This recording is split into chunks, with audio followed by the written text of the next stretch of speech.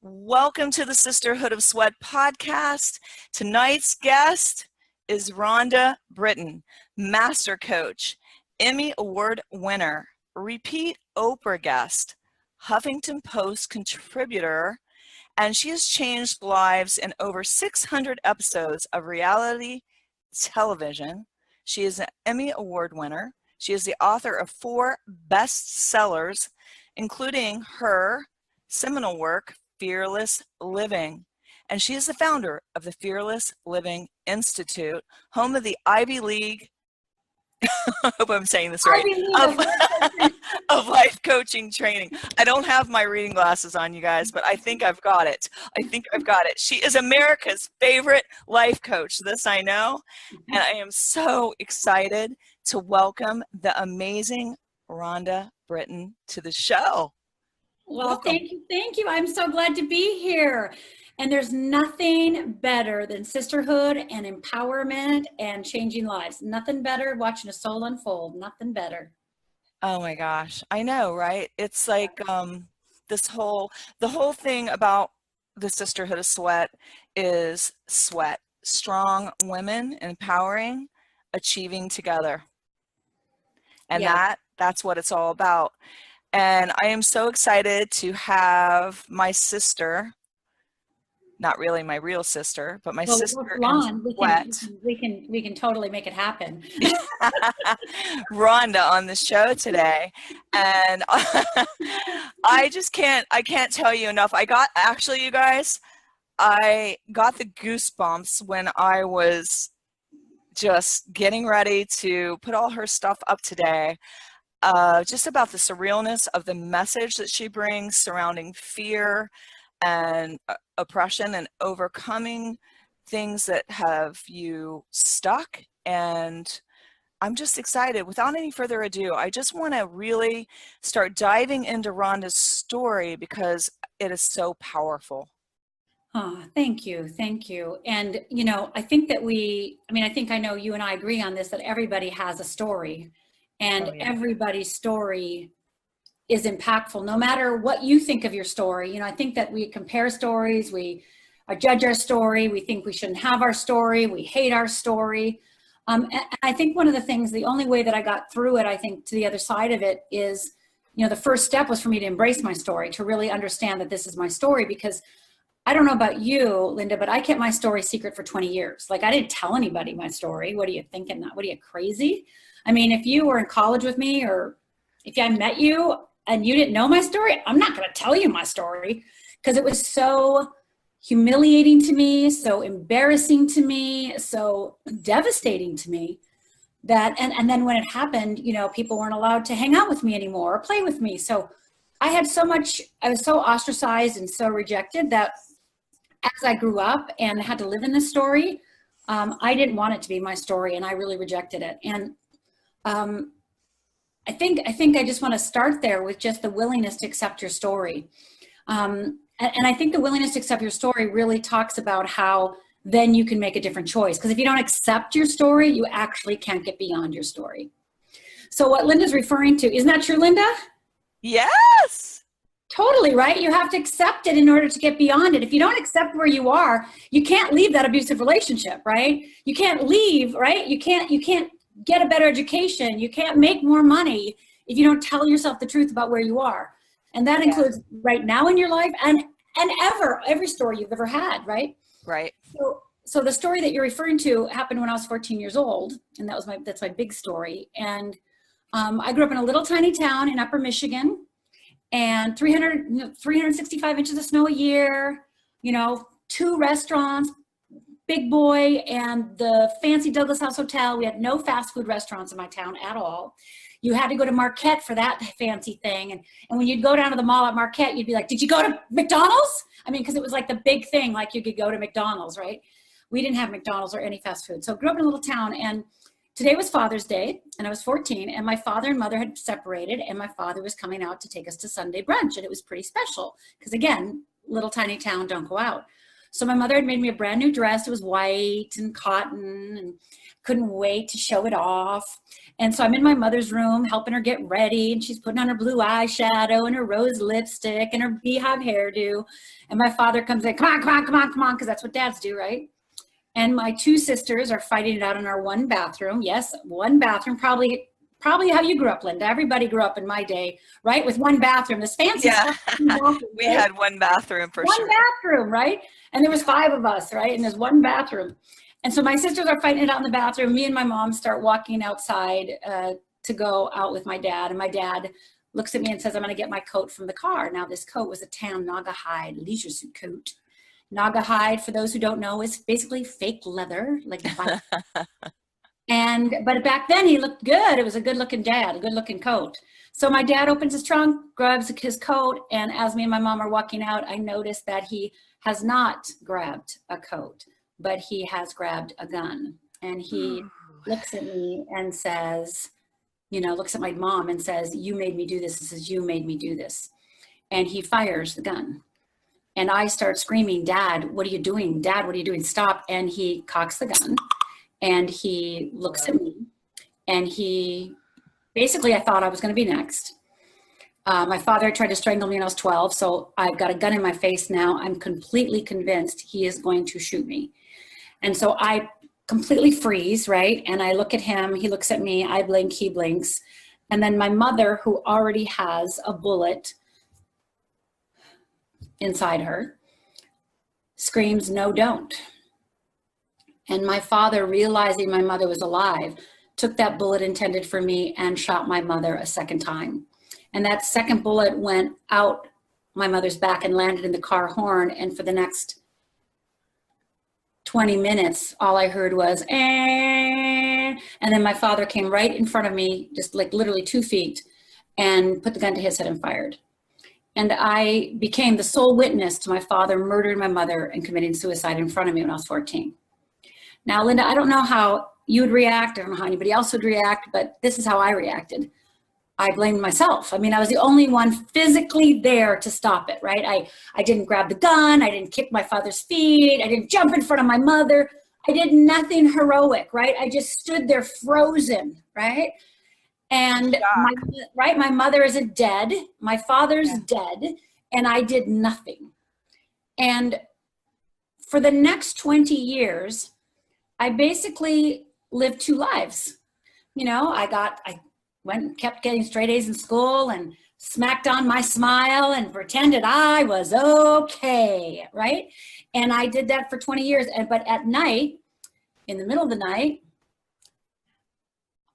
I knew there was something seriously wrong with me. And I feared there was something seriously wrong with me. And I drank to fall asleep. I became an alcoholic. I got 3 DUIs. I tried to kill myself 3 times. And it was on my 3rd suicide attempt that I realized I'm not very good at killing myself. I need to get a coach or something because I'm not good at it. And if I'm not going to die, I better figure out how to live, because I am not dying. That's pretty powerful. And all I wanted to do was die. I did not want to live. And I remember waking up in the hospital, the 3rd suicide attempt, and going, I got this has got to stop. So I basically surrendered that night that I was going to be alive. So I had to, like I said, I had to figure it out. And that's what I went on to do. Slowly but surely, I figured it out. And, the first thing that I did, people ask me all the time, what's the first thing you did? You know what I did when I got home from the hospital? I actually said to myself, I have to decide if there's anything worth, if I have any worth or value at all. And so I thought about kindergarten, and I got a calendar and gold stars. And I kept track of any time in 30 days that I was nice, kind, good in any way. And after the end of 30 days, that calendar was filled with stars. And I knew at that moment that I had hope. And that's what gave me the courage to keep going, because I knew that there was a possibility that I could change my life. Just a little one, but it was just a little possibility. Who took care of you at 14 years old? What happened? I mean, Well, your that's a parents are great, both dead. yeah, parents are dead. My sister is 17, and she just turned 18 right before they died. My older sister Cindy was 18, I was 14, and my little sister was 13. And we took care of ourselves. Relatives did not help us. Wow. Family did not come. My aunts and uncles did not stop by. They did not feed us. They did not pay our rent. My father had cashed in his insurance policy, so we had no insurance policy, no money. And we lived in that house that they, you know, right in the driveway where they died, for 2 years. And every day, going in and out of that house, I would be walking over where my mother died and my father died every day. Now, talk about trauma. Of course, nobody, you know, we all ignored it. We all pretended, you know, I'm Finnish and Swedish. So like, we just ignore our feelings, right? We're just like, no, I'm fine. No, I'm really fine. No, nothing's wrong with me. I'm fine. So I don't think we thought of like anything was wrong, that our family wasn't helping us. I think we just were like, okay, we have to take care of ourselves. So I waitressed, my little sister babysat, and my older sister worked at a grocery store. Wow. Wow. So basically nobody came to save you. Nope, nobody came. And you guys are doing it by yourselves. And I would imagine you suffered from post-traumatic stress disorder. Of course. But what really happened for me is I kind of kept it at bay, you know, like when because I was in the same school, people knew me. Some people weren't allowed to play with me anymore or talk to me anymore, because I'm now from that family. You're not right? fitting in the perfect box in it. You're not. Well, I mean, what kind of father kills their mother and commits suicide? Right. There must be something wrong with the children now. Must be wrong with the children. Yeah, exactly. Oh my goodness. Must be wrong with the children. So when I was back in my little town in Michigan, I just was like pretending everything was fine. It's when I went away to college where nobody knew me. And so nobody knew my story, nobody knew my history, nobody knew my past. And I thought, oh my God, this is going to be great. Nobody knows anything about me. But what happened is I started drinking. And, you know, and of course it was like, great, you know, obviously I'm learning how to drink. This was amazing. But what ended up happening is, you know, I'm a bad drunk because I have all that hidden rage. And so when I want to say 20, like 2 years into college, a boyfriend broke up with me.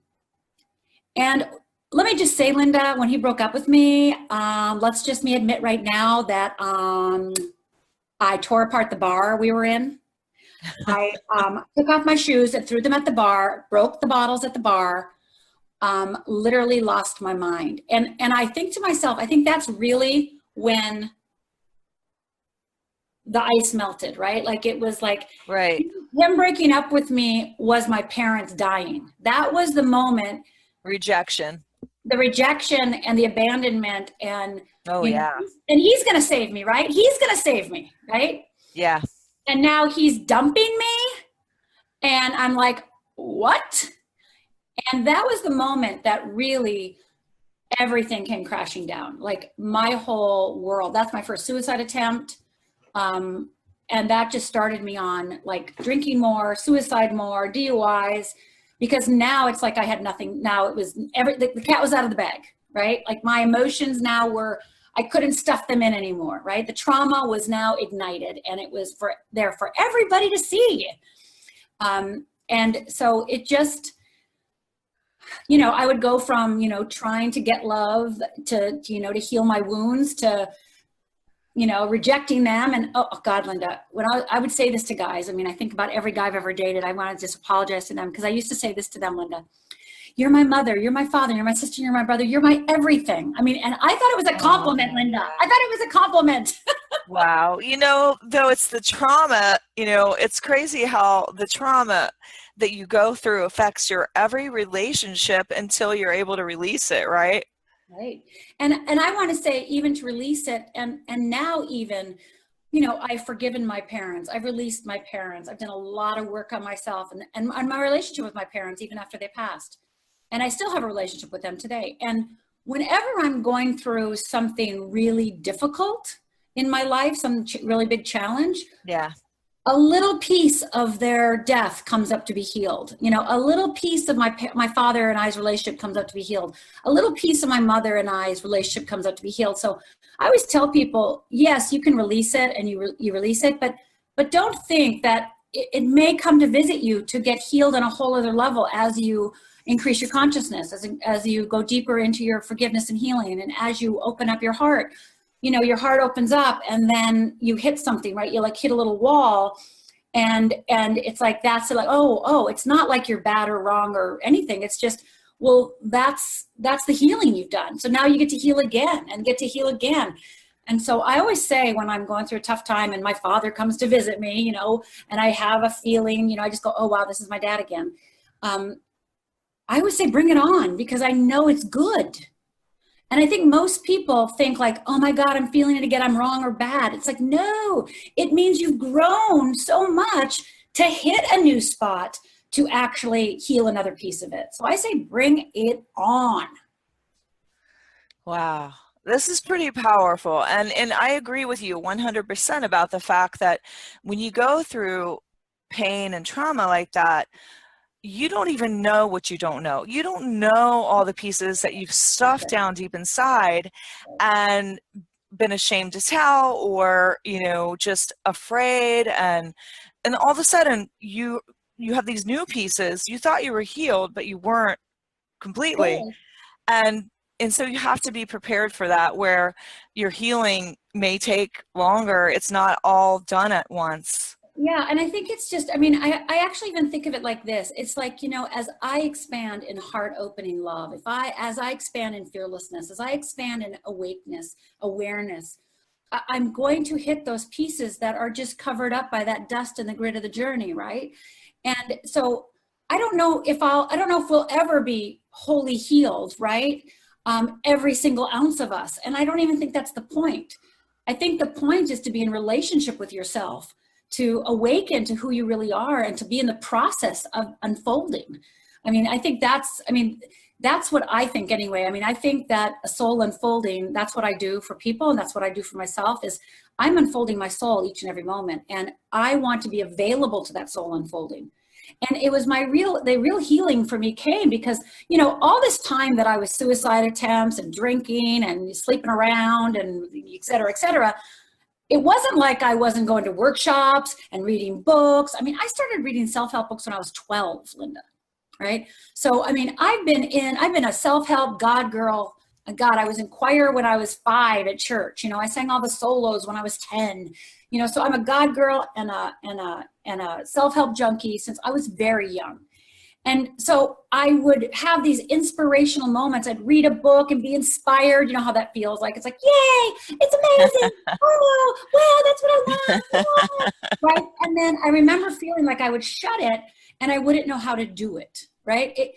I didn't know how. When people say love yourself, I didn't know how to love yourself. Loving yourself is not a bubble bath. So I just like, no, don't tell me to take a bubble bath. That's a nice thing to do, but it is not loving yourself. You know, that is not what it adds up to. So, you know, for me, it was when I put it, what really put it all together for me is, you know, my spirituality, my personal development, every workshop I ever attended, every modality I ever learned. It was only when I figured out the fear thing that everything came into place. And all of a sudden I could see all the pieces working together. Until then, you know, something I'd read in a spiritual book would be against what I read in a personal development book. And a personal development book would go against what I learned in inner child workshop, you know, and it was so convoluted. It was like I was changing direction every time I learned something new because I didn't know what else to do. But it wasn't a whole system and they weren't working together. And I feel like fear kind of was like the final puzzle piece that got, and then all the puzzle pieces went, right? And now it all makes sense. Like to me, the world makes sense. The way, you know, everything is like one philosophy now. It all makes sense. Why do you say fear is there to protect us? Well, you know, fear has a job. And I believe that every feeling has a job. Every emotion has a job. And we'll just use feelings and emotion as the same word right now in this conversation. Some people divide it. And for this, to make it simple, let's just say feelings and emotion are the same for now. And fear is an emotion, a feeling that moves through us, and it is literally there to protect us, to keep us safe. Now, this is the problem, Linda. It only can keep us safe by what it knows, okay? So it can only repeat the past. That's all it can do. It only can repeat the past of your life, and now they've proven that fear actually is handed down through our DNA. So, oh, wow. Yeah, so they just proved that. And the way that our brain, our amygdala, our hippocampus, our nervous system works, it basically gets ignited anytime a image of a fear comes up. The fear doesn't even have to be real, right? So you just think somebody's going to reject you is the exact same to your body as if they do. Oh, yeah, right. Yes. So it doesn't even have to happen. So the stories we tell ourselves are a direct function of our filter. And the filter, neuroscience says the one thing that you have to change is not necessarily just your actions, that's great, but you have to change the filter in which you look through the world. So most people in protection mode are looking through the filter of fear. That's what they're looking through. I did for most of my life, look through the filter of fear. Because what else do you do? If you don't know what else to do, that's what you're going to do. And you don't think it's fear because I never in my life said I was afraid or scared, ever. Yeah, you don't always recognize fear when it comes knocking. Yeah, fear is, are you worried, overwhelmed, anxious, short-tempered, frustrated, irritated? Like there's so many words for fear. And people think there are all these things wrong with them. I'm a perfectionist. I'm a procrastinator. I get anxious. I'm overwhelmed. And they think those are all separate problems. Those aren't separate problems. Those are all symptoms of fear, right? So it's like fear is like the root, and then the flower of perfectionism comes up, and then the weed of procrastination, and then this other type of flower is overwhelm. And unless you deal with the fear itself, what happens, and I know we've all experienced this, I know I've experienced it again most of my life, is that we think like, oh, I'm going to go to perfectionism school and change my perfectionism. I'm going to solve it. I'm going to just rustle that to the ground and get that done, right? And so you go to school, you go to the perfectionist school, and you solve your perfectionism, and you're like, yeah, I'm amazing. And then what happens? Another problem solves. Another problem pops up, right? Right. So unless you deal with the source and the real cause of the symptoms you're experiencing, the cause will just create a new symptom. Just like in our physical body, it does it in our emotional body. And I don't think that we understand, I know I did for most of my life, don't understand really how the emotional body responds and reacts to the world and to our thoughts and to our feelings. So what I do is I help people change their filter so they no longer look through the world in fear or make decisions based in fear, worry, anxiety, doubt, right, etc. But they're really looking through, like, if I was, whole, if I was fearless, if I did live in freedom, right? And then we're really changing the filtering system so that you actually can make a choice based in the unknown, because freedom can only exist in the unknown. It cannot exist in the known. Well, yeah, right. Absolutely. Right? I know that what's on the other side of fear is generally once I step over my fears, I can get to what it is I truly want. That's right. Now, but that time in between, like let's say you're at the Grand Canyon, so to speak, afraid of heights, but that everybody else is out there on that skywalk. You want to be on that skywalk, but then you have fear speaking to you. What would you tell the person that has that fear of heights, or whatever their fear is, to be able to step through the fear to the other side of it? Well, I'm going to just bring it down to emotions, because I think fear of heights, fear of spiders, all those types of fears. Yes, can you do something? Yes, you can desensitize yourself. You can do a lot of things about that. But I think the fears that really impact our everyday life is fear of rejection, fear of success, fear of failure, right? Oh yeah, fear of failure is huge, right? huge. Yeah, and fear of success. People have a huge fear of success. Right. Afraid of being successful because everything changes. Right. Fear, and then fear of rejection and fear of loss, and fear of looking stupid and fear of looking foolish. And, I could go on. And those emotional fears actually impact our lives every single day. Fear, you know, basically killed my parents. My mother stayed with my father because of fear. My dad killed my mother out of fear. Because he was afraid he would lose her, or? Yeah, afraid to lose her, and I could go Yeah. on and on, right? He's afraid of the emotions he felt. Yeah. So he didn't know how to process his feelings. He didn't know how to be with those feelings. He didn't know how to communicate, right? So fear stops us from learning the skills that we need in order to become more awake, more evolved, etc. So fear ruins our careers. It ruins our relationships. It builds regret. You know, fear is why we have regret, because we don't take that action. We don't make that choice. So the emotional fears create much more havoc in our life than any fear of heights or fear of swimming or you know, fear of spiders, right? It's the emotional fears that literally determine our decisions every single day. Every single day we make decisions, every single day. And those decisions, are you making them out of freedom or fear? And most people at most times make them out of fear. And a lot of times they're just not true. Like you think, well, if I leave this person, I'm going to be lonely forever. And maybe you've been lonely now. You were lonely in the relationship because it's not going well. And you're not going to be lonely in the future, you know? Well, but it's even beyond that, Linda. It's about what's wrong with lonely. Well, it's true, right? Right, You can be alone with so, yourself. Why right, is that something to be afraid of? exactly. So it's like, you know, people stay in bad relationships because they're afraid I won't be able to make the money to support myself. Or, oh, what about the kids, right? That's why my mom stayed with my dad for 20 years, you know, and then finally had the courage to leave him. And oh, by the way, then died. What do you think message says that to me? What message does that send to me, right? For 20 years, my mom stayed. Finally, she leaves and then she dies. The message I got is, don't leave, you die, right? You take a risk, you're a dead woman, right? And that impacted me most of my life. Oh You know, my gosh. right? Like I can't take a risk, I'll die. And I literally felt like I would die. Not even in my mind, in my body. My body would be like, you know, like it would feel like I was gonna die. And so I had to, you know, of course, learn how to take care of my body and soothe my body, et cetera, et cetera. But, you know, it's like people make up stories, again, because fear has you make up stories. Freedom also has stories. But fear has you make up stories, just like you said, Linda. Oh, I'm going to stay in this relationship because I'm afraid to be lonely. It's like, yeah, you're afraid to be with yourself. You don't even know who you are. So you like to be distracted.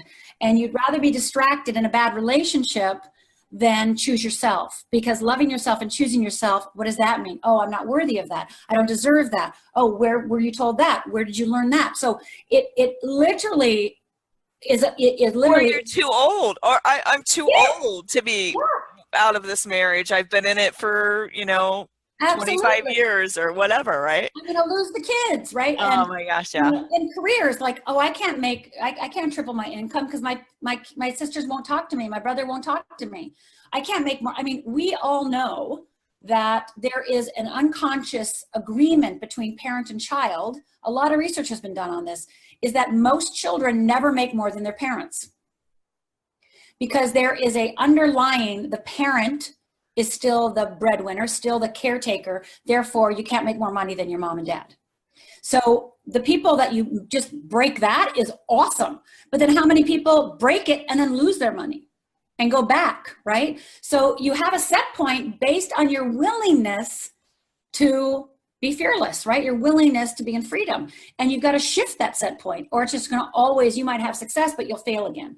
You might have love, but you'll lose it, right? So you'll have a moment, but it'll come back in. So you want to start building up your muscles so that you can have more awakeness, more freedom, more, et cetera, et cetera, et cetera. So you can expand and have the life that you dare to dream. Well, each step you take generally, I think, will give you a little more confidence for the next one. Absolutely. So how did you, I mean, you must have had a major transformation to break out of, you know, the fear that you were in, and validly so, to where you are now in this fearless living. Can you explain to me, what does it mean to live fearlessly? Well, fearless living is not about jumping out of a plane. It is jumping into your life. It's owning yourself, right? That Jumping is into your life. good. That is a tweetable moment right there. There you go. Not jumping out of a plane, but jumping into life, jumping into your life. And I want you to own yourself from your bones to your skin. I want you to fill yourself up with you, not fill yourself up with other people's opinions, other people's preferences, other people's ideas, other people's belief systems. I want you to fill yourself up with you. I want this to be all you, right? And that is not necessarily an easy task. I remember when I first started doing the work that is Fearless Living, right before it, one of the first exercises I gave myself was, well, what do I like? You know, my favorite color was green for most of my life because my fourth grade boyfriend's favorite color was green. And my favorite food was Mexican because my then husband's favorite food was Mexican. Like, I didn't know what you really liked yourself. It wasn't even a thought to me. It didn't even occur to me. And, you know, I was the way I am now. You know, I wasn't shy or anything. I was forthright and appeared confident, but I had no clue what I wanted in life. I had no dreams, very little dreams, because that's crazy. Why would I have a dream? I had goals per se, but, you know, they were not crazy goals. Let's put it that way. You know, they were nice and, you know, doable goals, right? So, you know, really how I changed my life, the first thing I did was get sober. That was the first thing I did, is get sober. And when I got sober, right after I got sober, like in the same month I got sober, I was on my bicycle. I used to ride my bike in LA. I know, crazy thought, but I used to ride my bike in LA because I totaled my car drunk. And so I only had a bike that somebody gave me, by the way. So I'm riding this, you know, old bike, and I get hit by a car. And oh so my gosh. Right, I'm 30 days sober. I get hit by a car. My boyfriend breaks up with me when I get sober. Oh my gosh. Yes, right. I'm in my apartment, sober. My face is smashed up all the way down. I had stitches all the way down. My teeth had come out, and I can't work. And I'm in my apartment all by myself. Okay, now this is not good for an alcoholic who just quit drinking, right? This is not good at all, right? And I can see that, yeah. Yeah, this is not good. And during the time that after my father killed my mother, I had dreams almost every night that he was chasing me and shooting at me. And basically I would wake up before he killed me. And so now I'm sober in my bedroom, and my dad is in my closet. That's where my dad hung out, by the way. So I always felt him in my closet. So now I can't take a drink before I go to sleep. So I have to like wake up. I'm right there, and there he is in my closet. And I basically said, Dad, you know, quit haunting me. I screamed it, like, Dad, leave me alone. Leave me alone. Why?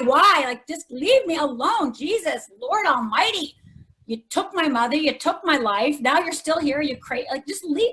God, like, leave me alone. And a thought went through my brain, Linda, at that moment. And don't ask me why. It's a weird thought, but the thought went through my mind. If you can't beat them, join them.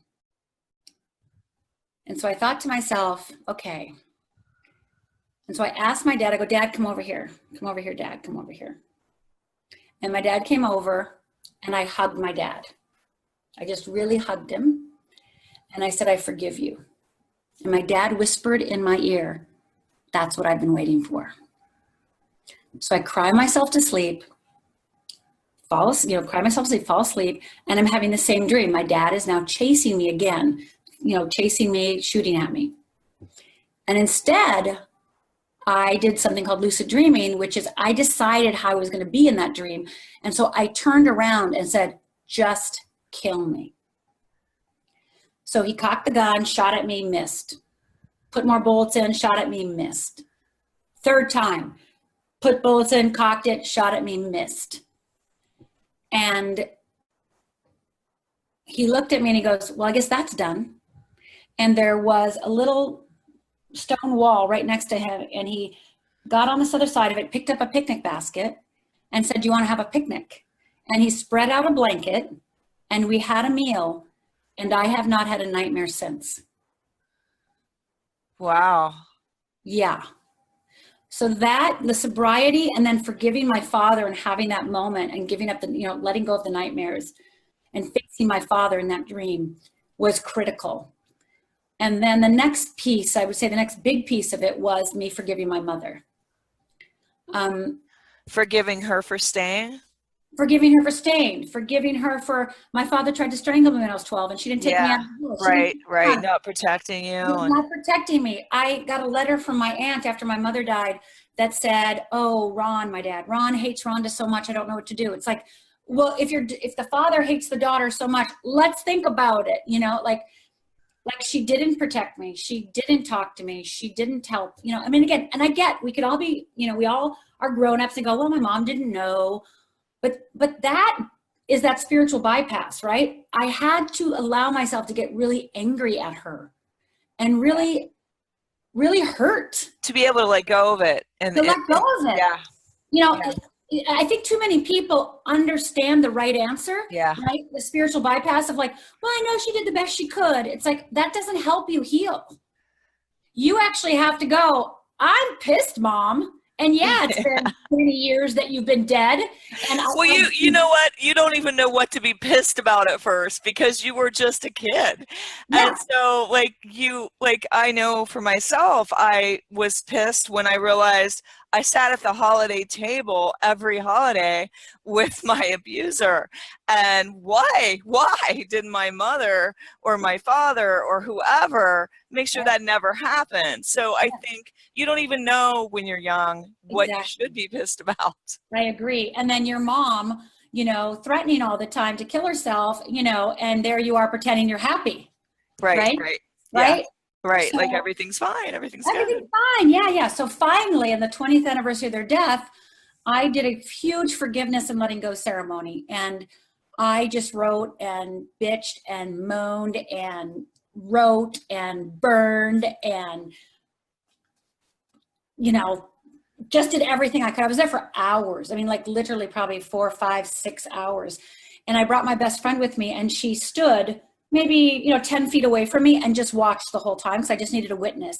I needed to have proof that I did it because in 2 weeks, if I still felt mad at her or still felt like, you know, was trying to get that spiritual bypass, I wanted my best friend to go, remember Rhonda? And I'm like, yeah, okay. So you need a witness, right? That's why we do work together. That's why we do teams. That's why we have sweat, right? We have to do it together so we have witnesses.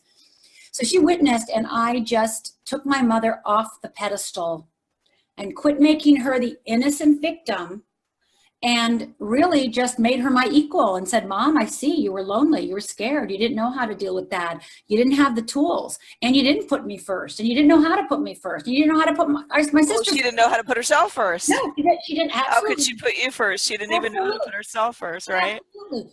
And I had to have the right to be angry and mad and, you know, pissed.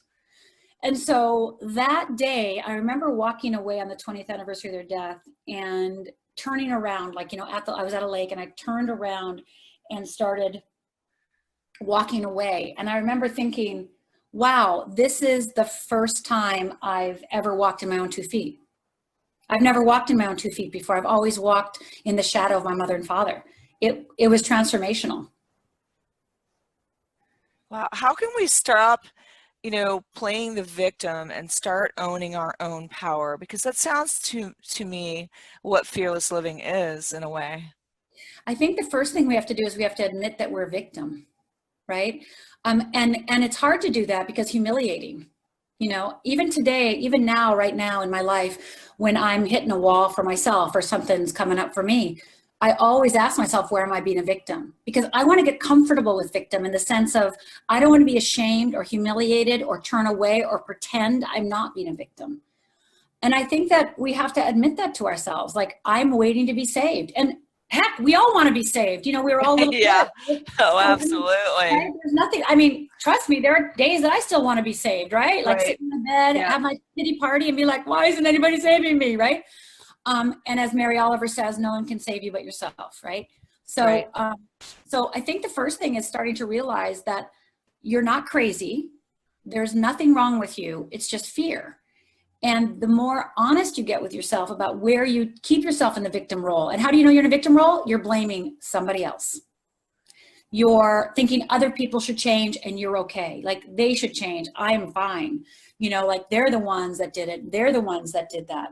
Now, again, I'm not saying blaming, complaining, justifying, shaming.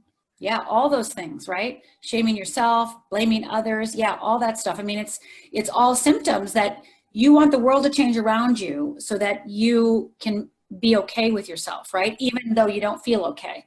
So we want to take responsibility and go, you know what, you're right. I'm actually not okay. And you know what, I do want to be saved. And you know what, I know that's okay to want to be saved. We all want it. And I'm willing to quit using worry as my excuse. I'm quit using procrastination as my excuse. I'm going to quit using perfectionism as my excuse. I'm going to quit blaming anxiety for my excuse.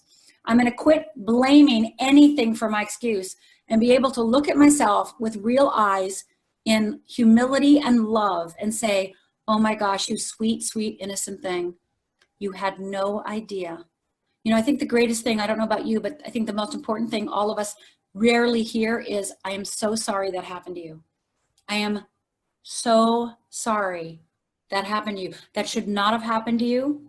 I'm so sorry it did. So sorry.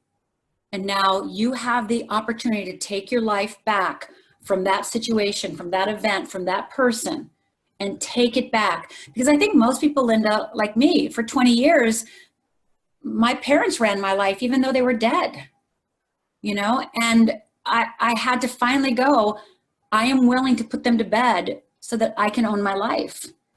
And I think that's scary to own your life, because then you own it, right? Well, you're responsible for it then, right? Yeah. Right. And how do people release themselves? You know, like, I think many people could relate to your story today. I know I can. And you carry shame with you for years on end. And for me, releasing it was just coming out and just speaking it and saying it and trying to help others. But what would you say is the best way to just release some of that shame, guilt, and also I think you protect others' memory? Absolutely. Of course, I wanted to make my mom the pure innocent victim, of course, right? Because then that made my dad the evil one and my mom the good one, right? And then I knew who to love, right? I knew who to love then. Oh, love my mom, don't love my dad, right? And that's not easy. You're a kid. You want to love both your parents, but then you're disloyal to your mom. And, you know, I mean, it's all that stuff. And I think for me, the shame is starting to see the innocence. You know, for me in Fearless Living, and when I coach people, when I coach at workshops or, you know, coach private clients, or I always start with innocence. You know, like, we're all innocent. You know, your mother's innocent, my mother's innocent, my father's innocent. And again, it doesn't mean that they didn't do something that wasn't cool, right. But they're innocent at their heart. You know, like, I always ask people when they talk about shame or blame and beat themselves up, they go, oh, I did the horrible thing, right? So I'll just use my DUIs or my suicide attempts, right? Those are horrible things, right? People go, those are horrible things and I should have done it. You know, I can't get rid of it. I can't quit thinking about that, right? Or I can't get rid of it in my past. And I say, did you purposely plan to, you know, get that DUI? Did you purposely plan to commit suicide? Did you, like, in your rational mind go, I am now going to kill myself, and you plan it and you're planning to make everyone miserable? Did you plan everything? You know, did you plan on being mean? Did you plan on throwing up? Did you plan on getting short? Did you plan it? And there has never been a human being in my 23 years as a master coach, anyone who's ever said yes. They always go, no. I go, that's right. You did not plan it. Fear planned it. And you didn't have the wherewithal, the awareness, the ability to see fear for what it is. So you just went along with it because you thought, what else could you do? So you in your heart, in your soul, are completely innocent. So when you can truly see your innocence and know that you did not purposely, like, I didn't purposely break up with any boy. I didn't purposely become an alcoholic. You know, I didn't purposely do any of these things. I did these things because I was trying to survive. I was trying to make do. I was trying to get rid of feelings. I was trying to, you know, kind of get the junk off myself, right?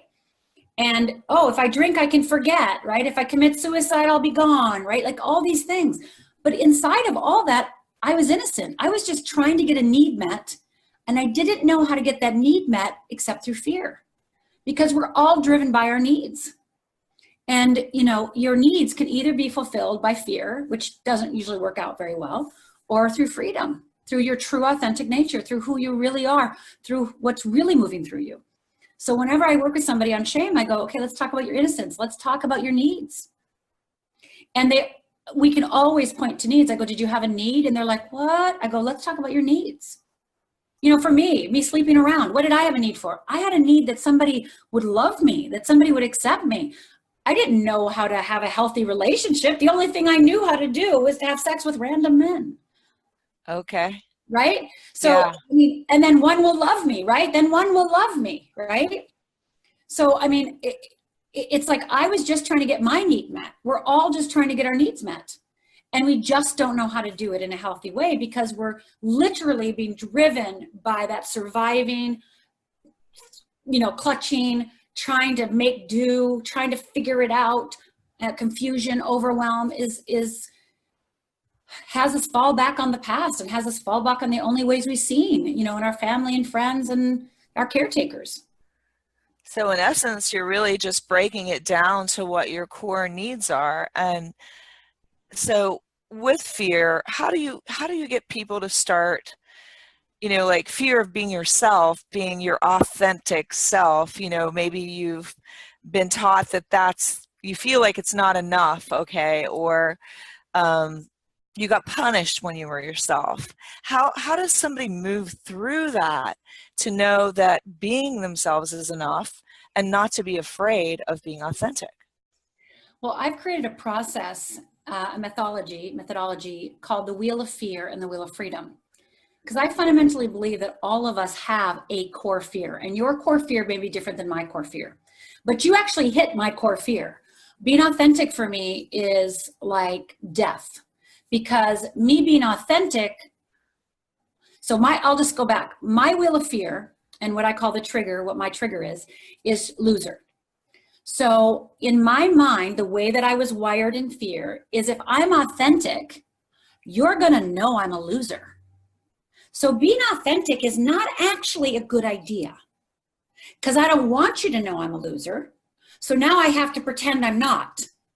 So talking to somebody about being authentic when they're deathly afraid that they're authentic is not good enough. They really believe it because they've been taught that, or they've been brainwashed, they've been taught, they've lived that way. Being authentic is the last thing they want to be. They want to be somebody different. They don't want to be authentic, right? And that was my thing. When people would tell me to be authentic, I'm like, that's the worst idea ever. Like, that's you're a crazy person asking me to be authentic, because then everybody will dump me. Nobody will love me if they know that. So what I do is I help people identify what their core fear is and what their core, what I call the wheel of freedom is. So basically the wheel of fear starts, it starts a process, my fear of looking like a loser, feeling like a loser, being labeled a loser in any way.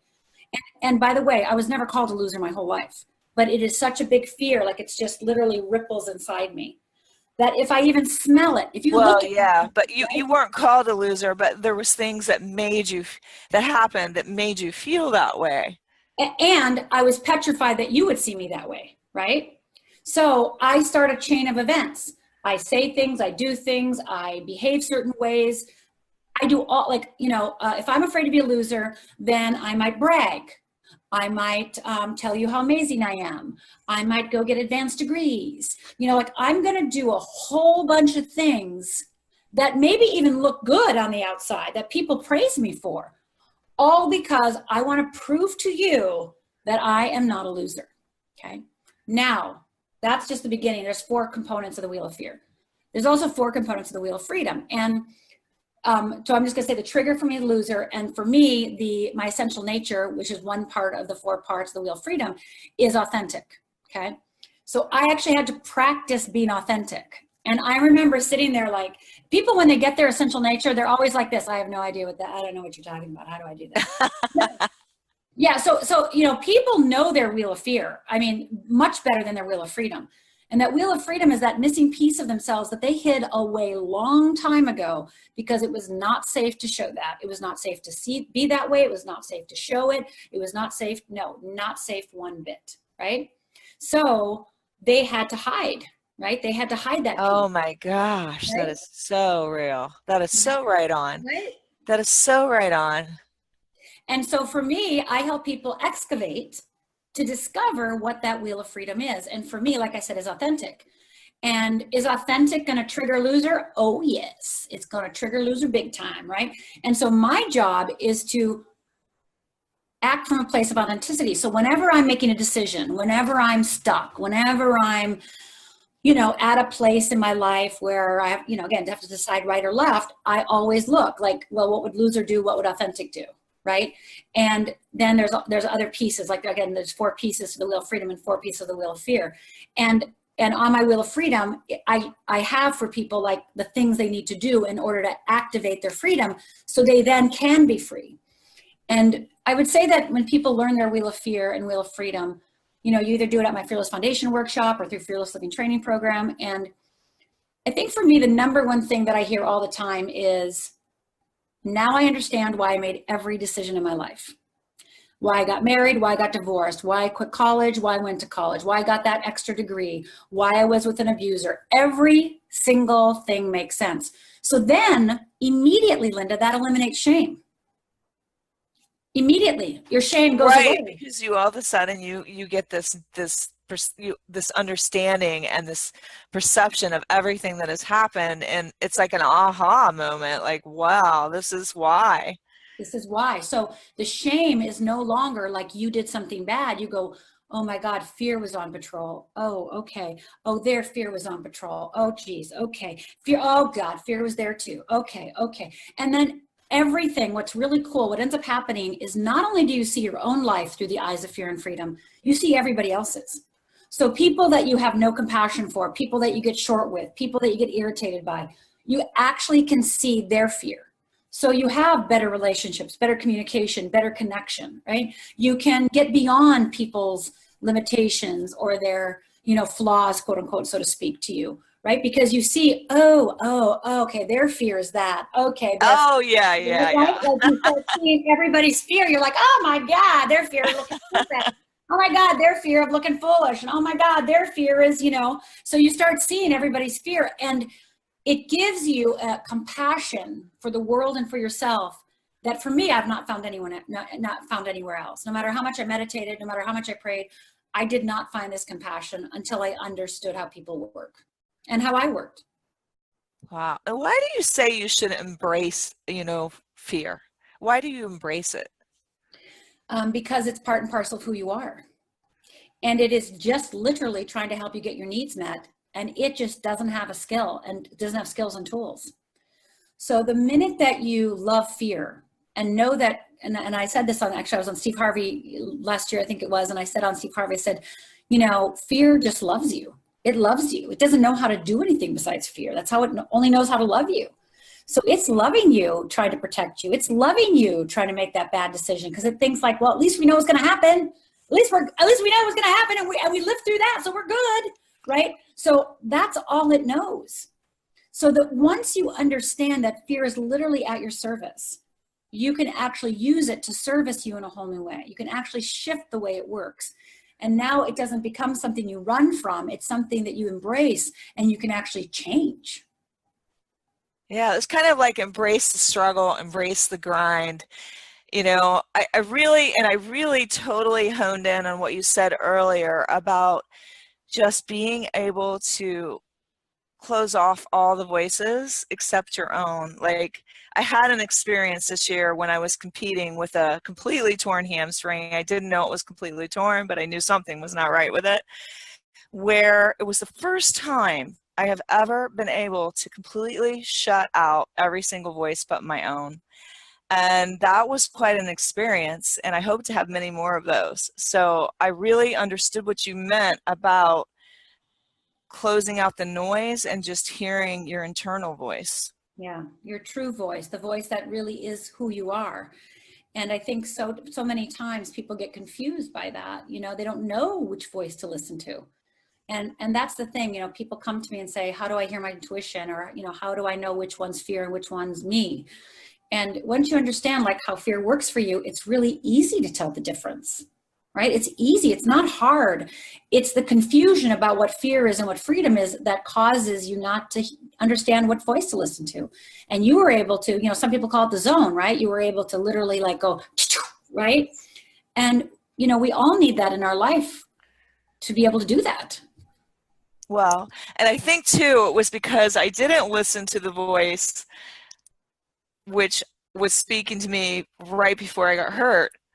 And and so then I was really able to listen to the voice. Like, so I don't know how to explain that in any some I'll come out with it later, but Well, no, basically, you basically got hurt because you didn't listen to the voice. So you were like, yeah, that's what oh, I'm saying. oh, I didn't oh, listen. that Yeah, didn't work. That didn't work. yeah. So then I really knew that I was like, oh my gosh, I didn't listen. I didn't listen. So I really began trusting myself and listening. I was like, okay, I am listening to the voice. Yeah, What do you yeah. have to say to me now? Yeah, otherwise I'm in a heck of a lot of trouble, right? Yeah. And that's again, people blame themselves for the way fear responds inside of them because they don't understand that, they don't really have, if they don't have the awareness of what it is, they can't really hold it back. You gotta really see it for what it is in order to have the courage, the wherewithal to say no to it. Otherwise, it just feels so like people are like, well, that's just Well, who I that's the am, right? thing. It's being able to say no, no matter who it is, what it is. When you know it's not right for you, you've got to say no. You gotta say no. You got to say no. Yeah. Wow. I have so loved this conversation with you today. And you guys, Rhonda has a giveaway. Can you tell them where to go and get it and what it's all Yeah, about? absolutely. So first of all, how to get over fear. And I'm going to look right now if I've got the link handy. Let me see if anybody else has Okay, the I do not have the link. I actually forgot the link. So what we're going to do is you're going to comment below on this Facebook. And then I believe, Linda, you're going to put it up on Yes. your website and on the podcast. Yes.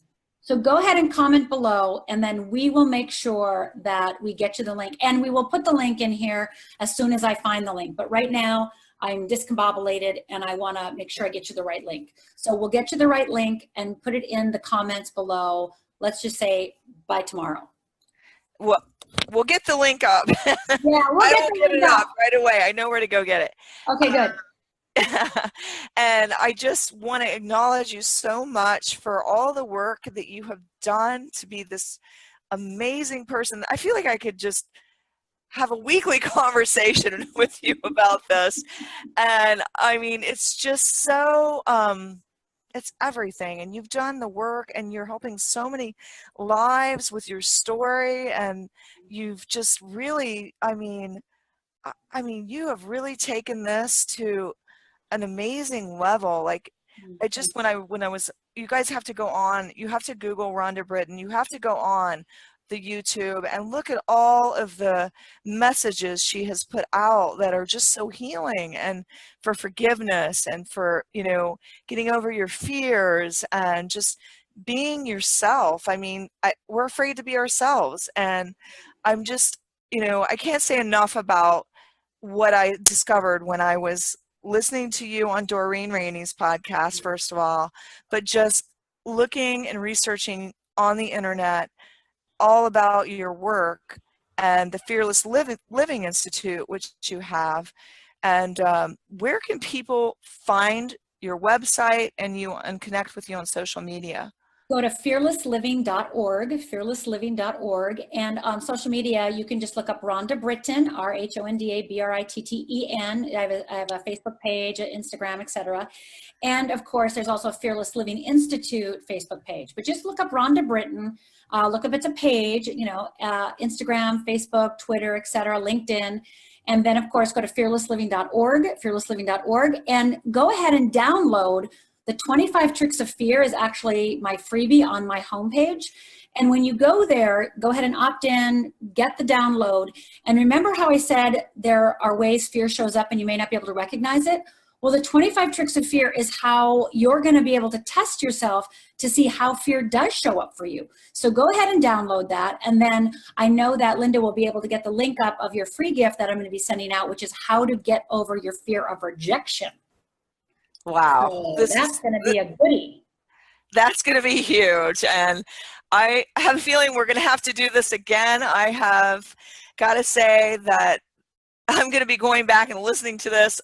It's one of those podcasts I know I'm going to listen to over and over, because you had so many nuggets that you were dropping during the podcast. I don't think you could get it all in one listen. So, I mean, it was just amazing. And I thank you from the bottom of my heart for coming on. And I was so honored to have you as a guest on the Sisterhood of Sweat. Well, it is my pleasure. And always, I know that you are dedicated to being fearless. So thank you for your work you do. So thank you. Absolutely. Thanks, everybody, for listening to the Sisterhood of Sweat. And make sure to share this with somebody that might need to listen. Thanks, everyone.